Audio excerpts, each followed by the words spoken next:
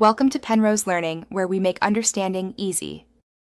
Start by inspecting the touchscreen for dirt, oils, or a damaged screen protector. Clean the glass with a microfiber cloth and isopropyl alcohol if needed. Remove any thick or tempered protectors that reduce sensitivity and test again with 3 fingers. Reboot the phone to clear transient touch issues. After reboot, open Call of Duty Mobile and perform a 3-finger touch test to confirm whether inputs register correctly.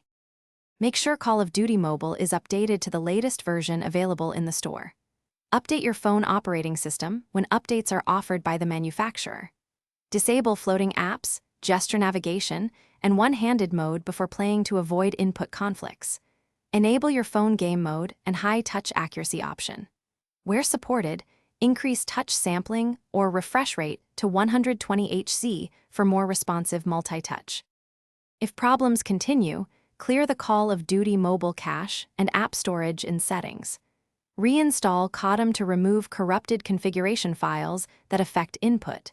Use a multi-touch test app from the store to record how many touch points the screen registers at once. If the screen only recognizes 2 points or shows ghost touches, the digitizer may be failing. In that case, consult an authorized technician for digitizer repair. Thanks for watching. If this was helpful, leave a like and consider subscribing. See you next time.